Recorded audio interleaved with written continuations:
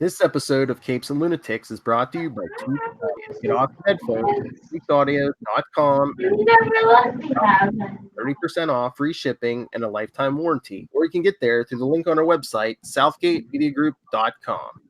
Recording has started.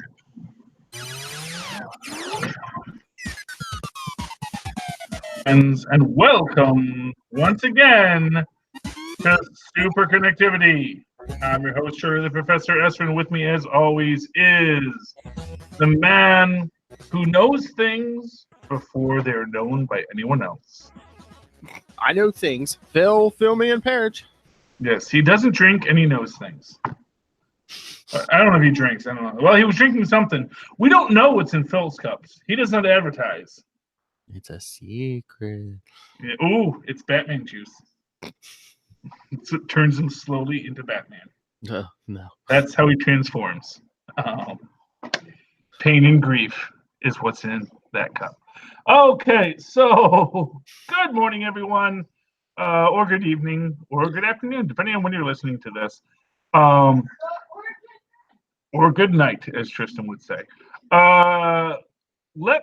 Tonight, we're recording. It's about 1 week before Far From Home. Or 2 weeks. 2 weeks? 2 weeks, 1 week, 5 weeks. It's before. I know that they've had the press screenings. Well, it's kind of almost like a week and a half, though, because it's not next week, but then the first week of July, I think it comes out on that Tuesday because it's that 4th of July weekend. Yeah. So that's probably a week and a half. It's the weekend, so it's 2 weekends. Mm-hmm. So it is 14 days. So that is technically 2 weeks because we're recording on Friday. So it's actually maybe because don't they premiere on Thursday? Well, usually, but they're premiering early that week because it's 4th of July week. So I guess they'll take advantage of maybe people being off extra days or whatever. Yeah, well, I'm looking forward to it. I am very excited about it. Although this is the big news as far as I'm concerned. It has been confirmed. Kobe. It's Kobe, right? Kobe Smulders. Colby, I think. Yeah, it's not Colby Smulders. I know she's a big cheese, so. But Kobe Smulders is in the film, and that actually is a big plot point because if you have Maria Hill, it is very likely that Nick Fury is not the Chameleon. But is that Colby? Is that Maria Hill, or is that someone who looks like Maria Hill? Well, that's the other possibility. It is Nick Fury, but Colby Smulders is the Chameleon. But see, to me, and this is my opinion, since we're getting both Colby and not Colby, Kobe Smulders and Samuel L. Jackson. Since both of these actors are in this film, I don't think either is the Chameleon. But I do think we are going to get another classic Spider-Man character whom I've said beforehand was going to be in here, which is the Tinkerer. Yes. The Tinkerer escaped at the end of Far From Home. He was like the one guy who doesn't wind up because he's the Tinkerer. He's behind the scenes. And it struck me that a very logical storyline, a very logical idea to progress is the idea that whereas the Vulture wanted to steal all this tech, Mysterio, or possibly the Tinkerer, we're not sure who the real mastermind is yet. Or, well, we'll get to that in a minute. That they realized that rather than stealing the tech, if you could create a threat, S.H.I.E.L.D. would just give you money and give you tech just so that you could deal with the threat. Opening up its books and and I get the feeling, and this is my idea, this is why I don't think Samuel L. Jackson, Nicholas Fury, is the Chameleon. Because that's why he wants Spider-Man. He's bringing Spider-Man into this because he knows something is fishy with Mysterio. Maybe, I mean, people keep comparing Peter to Tony Stark. Maybe Nick Fury needs a new Tony Stark, because Tony Stark was like the one person more than anyone who would call Nick Fury on his BS. Well, I actually think it's that he knows about Spider Sense. I think he knows more about Peter than Peter knows about Peter. Yeah, but I mean, have we really gotten much of the Spider Sense in these MCU movies? We got a little bit of it in Endgame. Yeah. Or not Endgame, Infinity War. Infinity War. But that doesn't mean he doesn't have it. And, to put it to you simply, I mean, there was, as an example, when you first see Spider-Man in the YouTube videos, when Pete's, taking pictures of himself and the YouTube and doing all this, there's a comment about, like, the difficulty of the move that Spider-Man is doing, like, the speed and the strength and all this kind of stuff that it takes for him to do this. That actually, because that's the other thing about Spider Sense, is it makes things intuitive. Now, I don't know if a couple spoilers here for the new Jessica Jones. Have you seen any Jessica Jones yet? Yeah, I'm about a little over half. Okay. Yeah. So spoilers for Jessica Jones.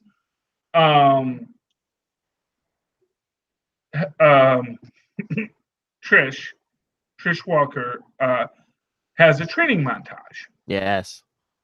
Because although she has the speed and reflexes of a cat, she doesn't have the instinctual knowledge, the muscle memory. To do all the things that a cat does. And she has to train herself to learn how to use these new heightened senses, heightened abilities to be able to be the cat. Mm-hmm. Spider-Man doesn't have that. And that is what Nick Fury realizes. He has an ability to understand how things are moving in a way that is preternatural. So I think what Nick Fury is doing is he's bringing Spider-Man in because through his observations of Spider-Man, he has realized Spider-Man has some sort of spider sense that alerts him to dangers that aren't perceivable by him. Because not for nothing, all you need to do is watch him in the fight, and you realize that people coming in from behind his head, he catches, he sees, and this is a kid with literally no training, who is also not training. That's the thing about Spider-Man. Spider-Man never does a training montage. He simply woke up one day and his powers were there, and he was able to do what he could do. Steve Rogers, he always trains. Yeah. He's always working to perfect his skills. He has that super soldier serum, but that doesn't give him the ability to fight. Gives him the ability to fight is his knowledge and history and that stick-to-itiveness, I can do it all day kind of stuff, So I get the So do you think they're throwing us a red herring here in the trailer? Because it seems like, Spider-Man's like, why me? It's like, why not Thor? Oh, he's unavailable. Captain Marvel's unavailable. Thor's off world or whatever. Well, exactly. And but the thing is, first off, both of those things are probably true. Yes. But also equally irrelevant. Yeah. And the thing is, Nick Fury doesn't want to tell Peter why he wants him there because, quite frankly, he doesn't want to screw it up. Yeah. Because if Peter doesn't know he has the spider sense yet, if he makes Pete overthink it, it's going to ruin the spider sense. I like your thinking with Mysterio and just pulling this big con to get the tech. I want, because he's telling them he's from another universe. I wonder if he's like spinning the story. He's going to spin the story that like he's his universe is Tony Stark. So it's like, oh, just give me some tech. I'll build you stuff to stop these monsters. Well, exactly, and we know we know from the toys that the fire guy is Molten Man. Mm-hmm. Now, have they confirmed that the water guy is Hydro Man or no? I did see Funkos in my comic shop, and the one said Molten Man, the other one did say Hydro Man. So, okay, so That's that. Now, and not for nothing, we do know there is who is now interesting left as we're getting closer, suspiciously absent from the trailers. We're not seeing the Earth Elemental. We're not seeing arguably our Sandman character. Now, he could have another name. It could be a different character that also has some sort of Earth-based powers that we don't know about. I mean, it could be Flint, the Inhuman from Agents of S.H.I.E.L.D., because they were time traveling. Yeah, I mean, and you have like Quicksand, who's like a female version of Sandman, basically. Oh, well, there we go. So, yeah. I mean, the whole thing about Sandman is it's like they just did Sandman in Raimi's third Spider-Man.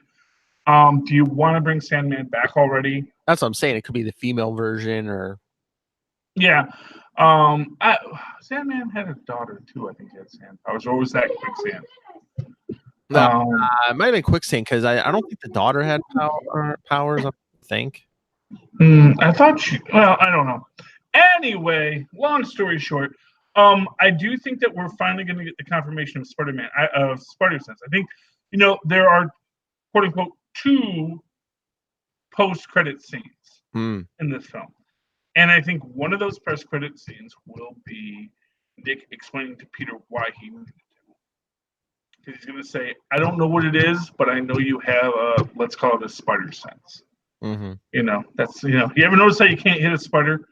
Because they run away as soon as you try to hit them with something, which is more true of cockroaches than of spiders. But yeah, flies too. Well, flies. But it's the same idea. All these insectoids have, and really scientific. If a scientist actually no, they have hairs that feel the wind, and they have eyes that see in 360. So yeah. But anyway, I don't know if spiders have terrible eyes.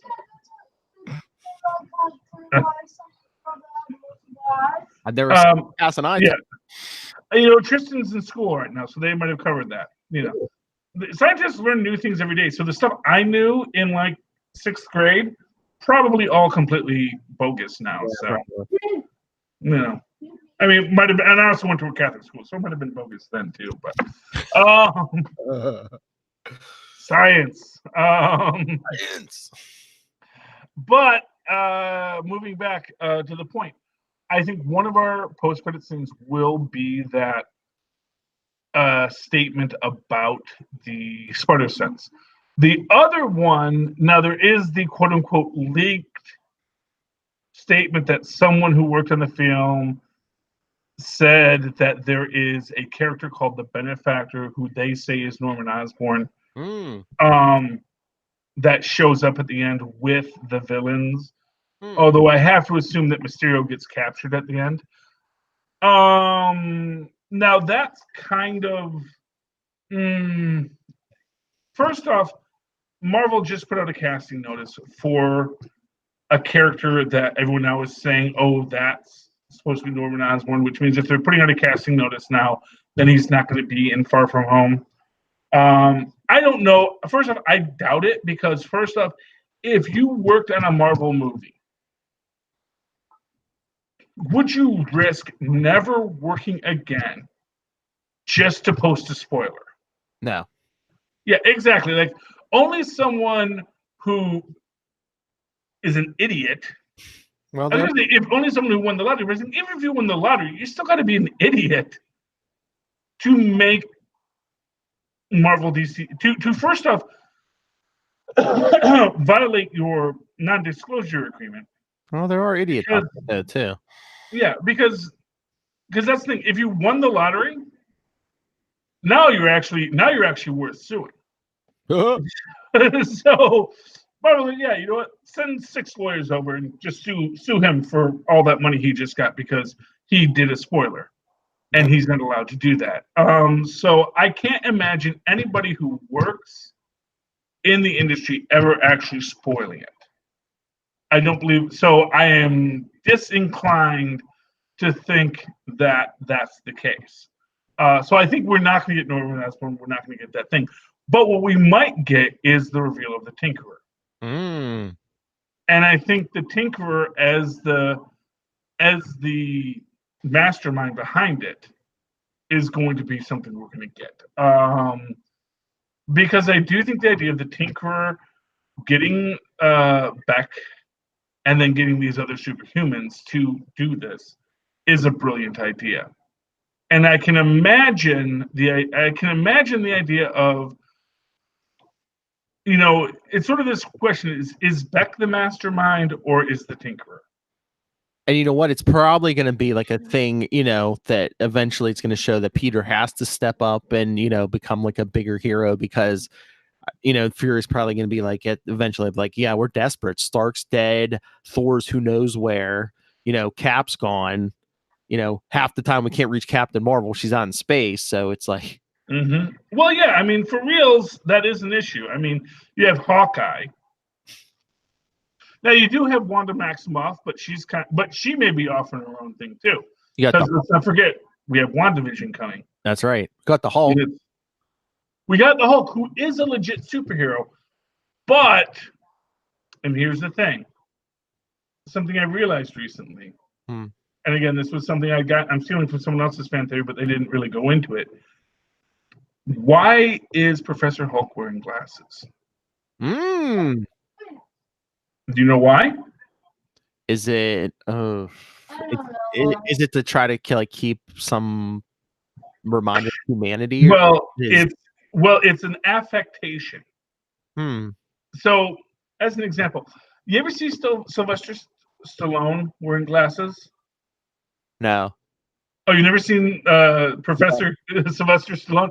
Okay, he might not do it anymore, but there was a period where every time Sylvester Stallone appeared in public, he was wearing these wire rim frames because he was being Professor Sylvester Stallone, because he knew this was an affectation that would make people understand that he actually is a relatively intelligent gentleman. And so, beyond being a big muscular guy. And so the Hulk's like, oh, look, I'm not the monster anymore. Well, yes, but that vanity suggests that merging of the personalities isn't what he thinks it is. And in the comics, he thought everything was all combined, but it was just another personality. Exactly. And one of the things that is indicative about Professor Hulk, and this is, remember when we see, everyone says we don't see Professor Hulk raging because he's actually separated from his emotions. And, the whole thing about bringing Nat back, I think in that way, it's him saying, well, the obvious thing I should be doing is bringing Nat back. And they suggest that the reason why he's having difficulty snapping is because he's trying to force it to happen. And he burns out his arm. I think that basically what we're seeing is the passion and the rage of the Hulk trying to break through. Because, we had this whole statement at the time, I would have liked to have seen him having problems with his rage and having problems with, and I realized the reason he's not is because this persona only has joviality and intelligence. He is taking all of his negative Hulk emotions and still pushing them down. Yeah, maybe that's the way he was able to lock like the Savage Hulk away, is that lock away a bunch of his emotions. But that I mean, maybe that's another reason why. I mean, they had so much to do, but that's the reason why we didn't see him actually doing this at any stage, is merging the Hulk all of a sudden. Hey, the Hulk's emerged. The Hulk's merged. Well, yeah, well, exactly.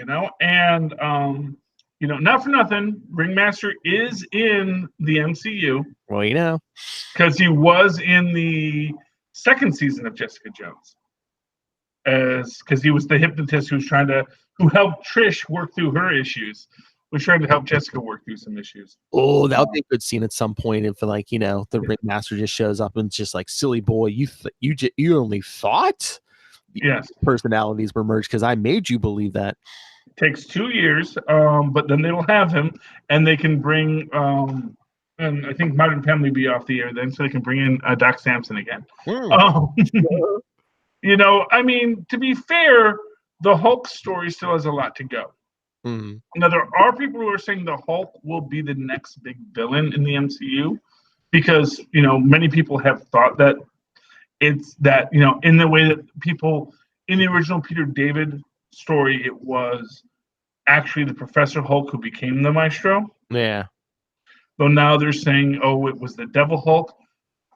In the end, as I think we can all agree, as much as Immortal Hulk is saying, oh, the Maestro was the Devil Hulk, not Professor Hulk, in the end, what I think Immortal Hulk is telling us is that it was always Banner. But who's to say the Professor Hulk isn't the same thing as the Devil Hulk? Because in the Immortal Hulk, we're not seeing Professor Hulk.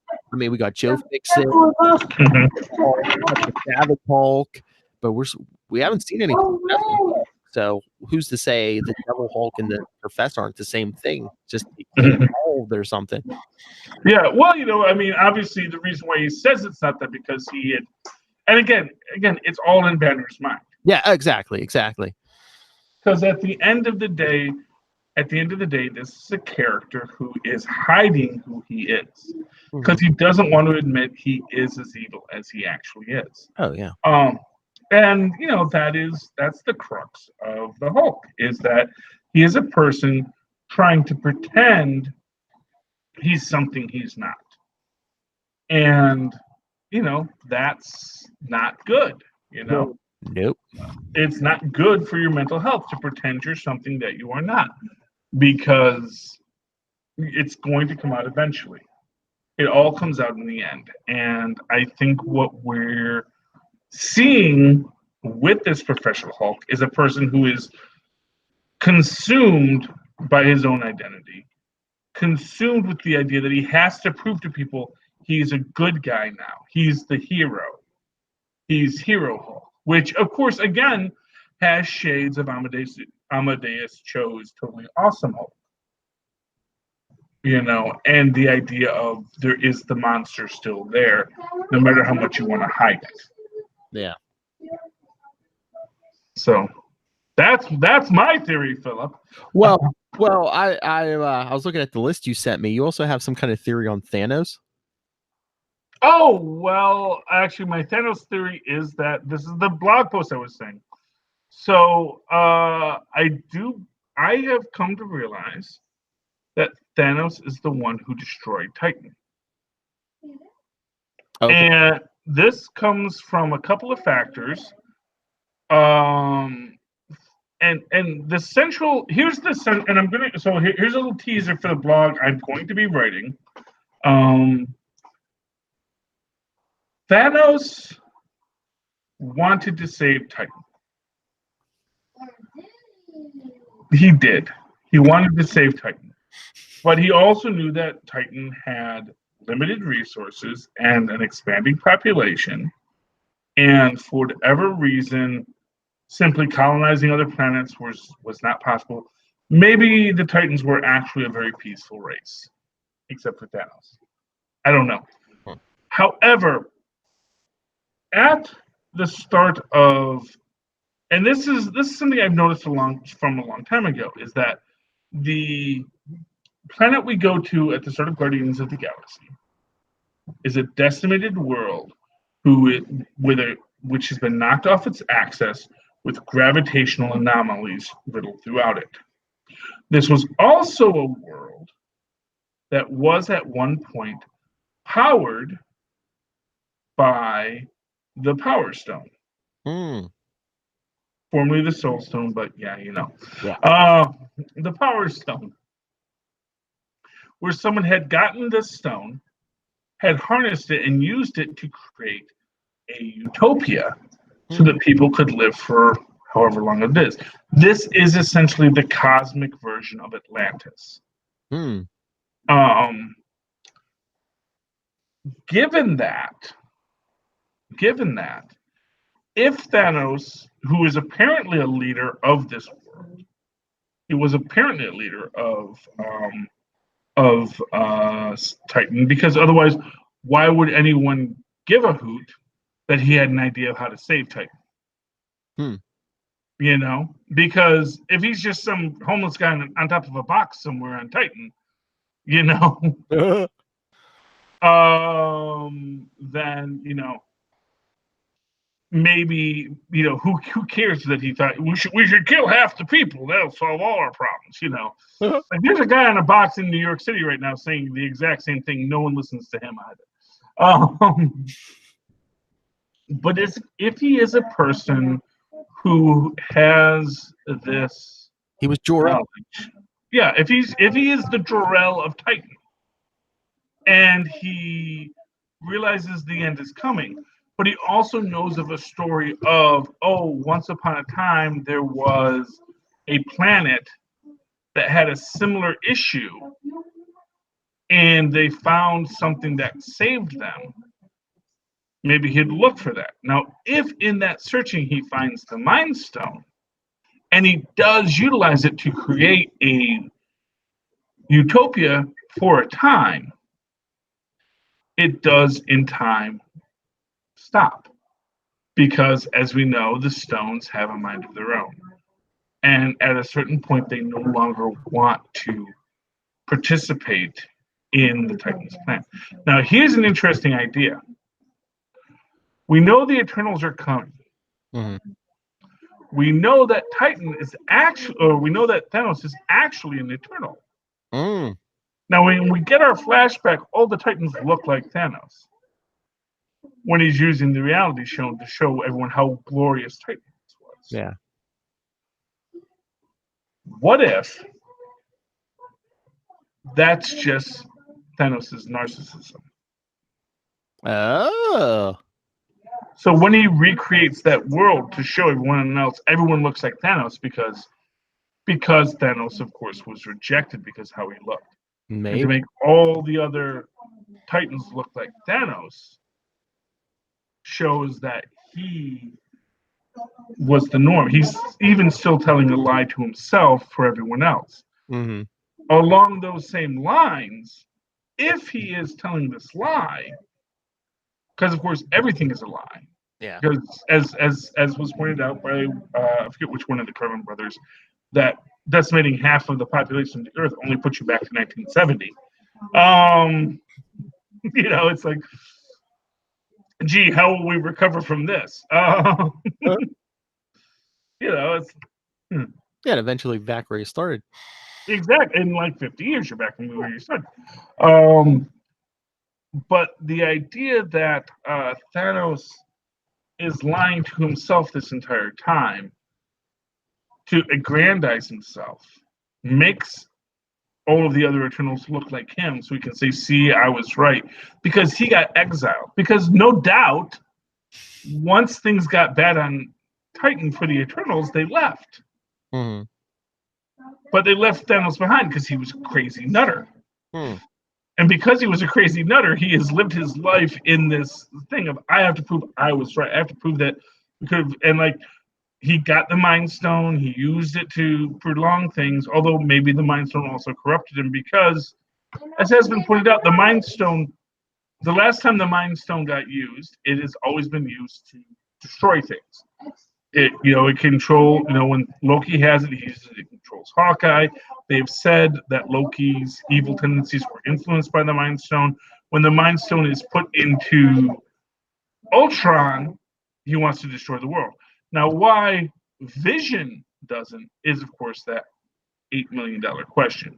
What is holding the Mind Stone, except for the fact it seems that the Jarvis program is fighting the Mind Stone.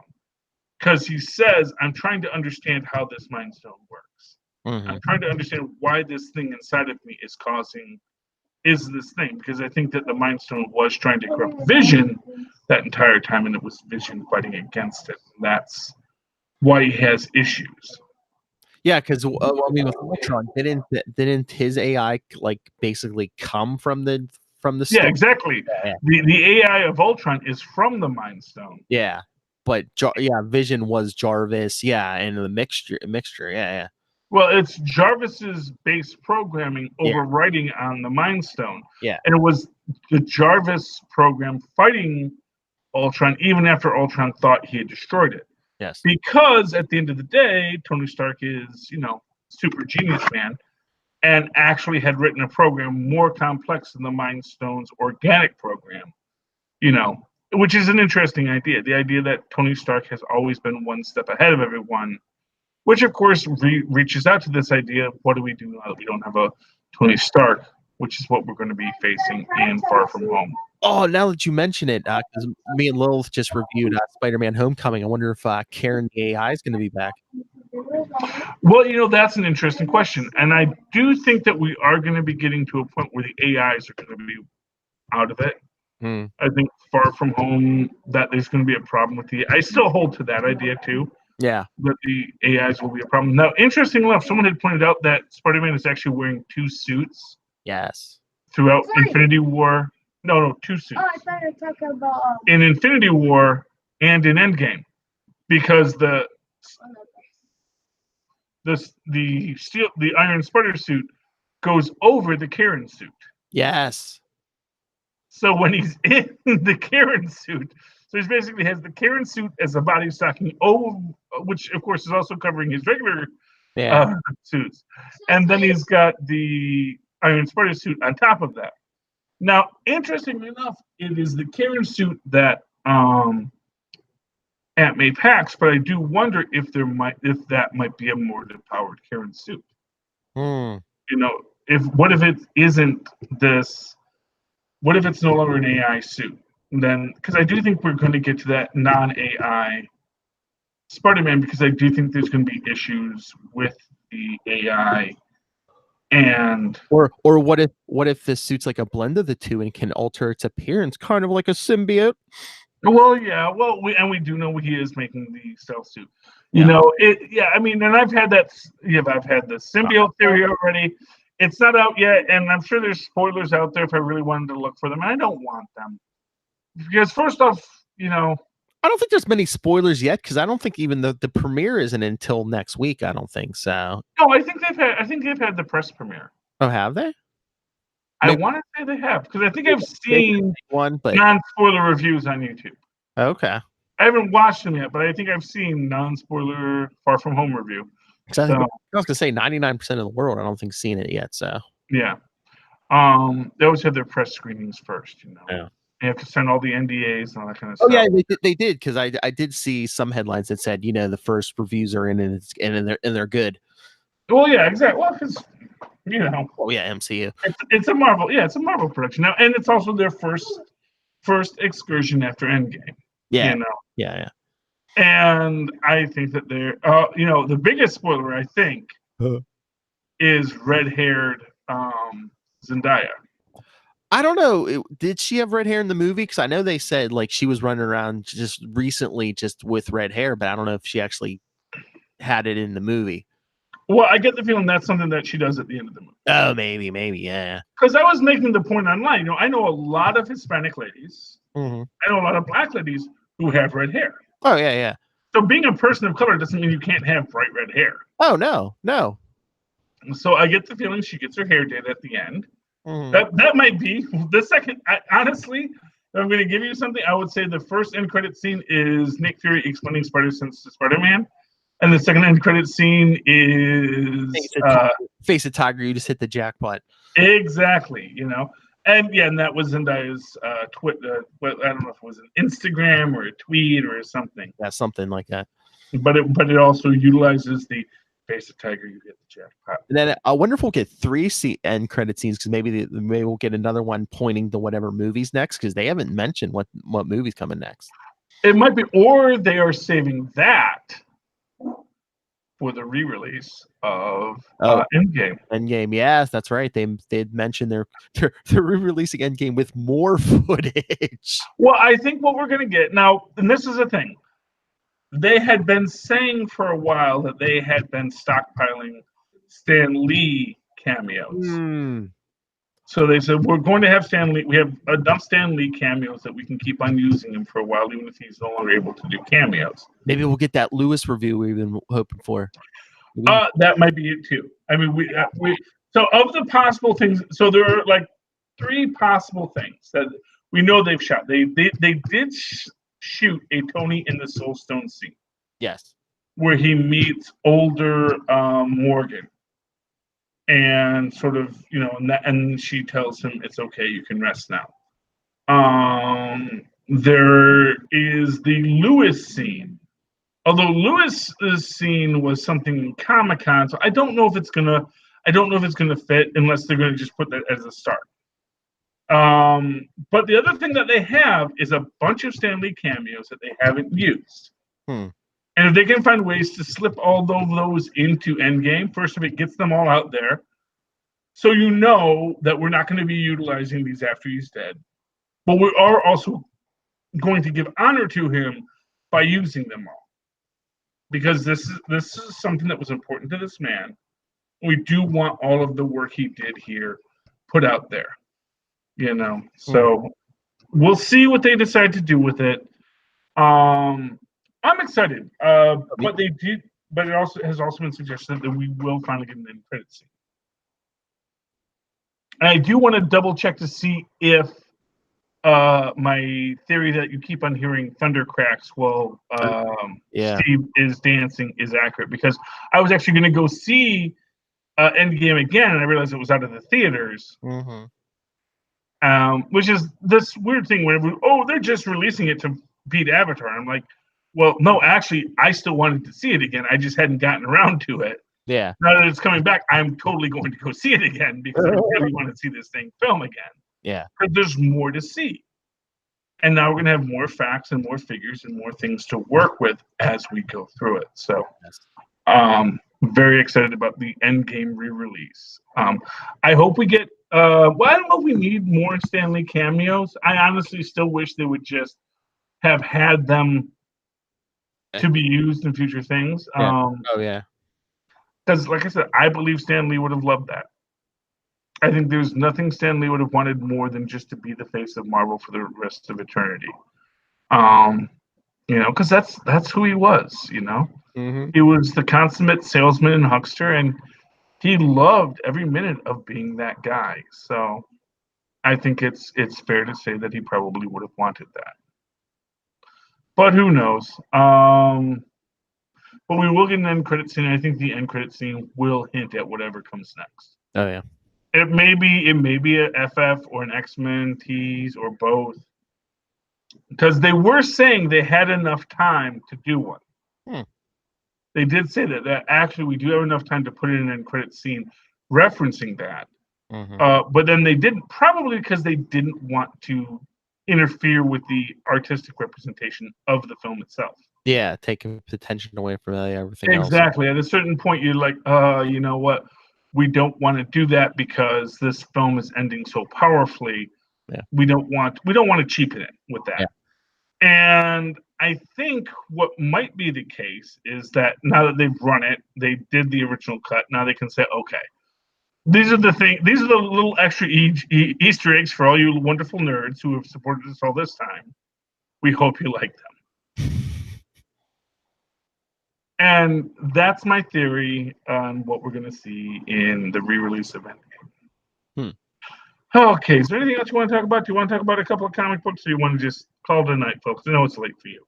It's late. I thought you already talked all the comics you actually read. No, there were two others I read. We'll do them real quick here. War of the Realms Champions. Okay. I just got to give this basically our champions, our heroes are fighting the Valkyrie, the Valkyrie of Hell, who were the Valkyrie who were kind of like zombie Valkyries for a while, yada yada yada. There is a good fight scene, yada yada yada. This one, the leader basically calls out Kamala on the fact that she used to be dead and now she's alive. That kind of overwhelms her as she's dealing with it.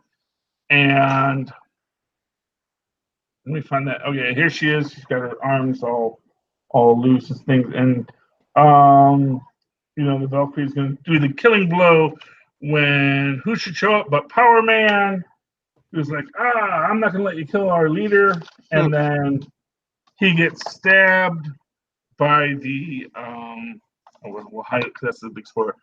Gets stabbed by the Valkyrie's sword. He's like, haha, fool, now you've been stabbed. But then he's like, haha, actually, I feed off of mystical energy and ancient powers, so all your weapons just sort of totally power me up. And he like grows to giant size and yada yada. And they then beat up all of the I believe they're called the Desir, which were, they were the zombie Valkyries for a while, and they like serve hell, but they're trying to break away from hell to work with Enchantress, who wants to be the new queen of the Shadowlands. And after they defeat them, they all get sent back to hell. And I was like, yeah, why were you guys, in a fight that I did not authorize for you? And they're like, sorry, boss. We'll make it up to you. And it's like, oh, yes, you will. And then the very end thing is basically Kamala saying she can't lead the champions anymore because she can't deal with the fact that she had died. So basically, Mephisto's plan is working. Journey into Mystery, final issue. Yada, yada, yada. It's fun. We got Thori. We got a bunch of henches. We got the Skrulls. And they're all coming together at the very end of the episode after Beldar is fighting Ares. And they realize that essentially Lausa has been manipulating Ares and manipulating all of our heroes to gather her army, so that now they're all going to fight in the War of the Realms at the very end, and then we will never speak of this again. Because they're all going to go off and have their adventure, but Miles has probably got stuff to do, and Kate definitely has stuff to do. Although actually both of their Miles isn't in the book anymore, and Kate's not. Kate's book has been canceled. So, although she's with Otto, oh no, she's not with Otto because she's in this crossover, as Gwenpool said. Yep. Also, Gwenpool Strikes Back is coming back. So yes, can't keep a good Gwenpool down, Phil. Nope, and that makes me very happy. Can't wait for that coming back. Can't wait for Future Foundation and History of the Marvel Universe. All three are going to be great. I think isn't that all July? Well, I'm not sure. I know History of the Marvel Universe comes back in July. History is July. Gwenpool Strikes Back, and I believe Future Foundation are both August. Okay. Because their issue 2s are in September, so. Okay. They just came out with the September solicits. Never mind me. Oh man, that stuff's coming out. Okay. That is a great show, Phil. I think you did great. Oh, thanks. Thank you for putting up with me. Thank you for staying late to do the show with me. In the meantime, how can people reach you if they want to talk to you about the wonders that is the Capes and Lunatics Network? You can always get a hold of me, nightwingpdp@gmail.com. On Twitter, I am at nightwingpdp. And you can always email us, capesandlunatics@gmail.com. The voicemail, 614-382-2737. That's 614-38-CAPES. Check out capesandlunatics.org. And just find us on Facebook and Twitter. Okay, and of course, in the meantime, you can always write to me the old-fashioned email way, the way our mothers and fathers and Maz Mansour once did, at superconnectivityblog@gmail.com. That's superconnectivityblog, all one word, at gmail.com. And look for my new superconnectivity blog coming soon. I'm going to go into a little bit more depth on the Thanos conspiracy, although Phil made me talk about it this episode. I was trying not to. But we can all blame Phil if you say, oh, you already covered this. That's Superconnectivity Blog, all one word, at gmail.com. Of course, follow me on the Twitters as I live tweet Agents of S.H.I.E.L.D. when I'm not driving. And because you shouldn't tweet and watch TV and drive at the same time. That would be very bad. At Charlie Esser. That's CHARLIESSER. Look for the 2 E's in the middle. For quality. Bing! There you go. All righty, dear listeners. Thank you for connecting with us this week. Please super connect with us again. Good night. Good night.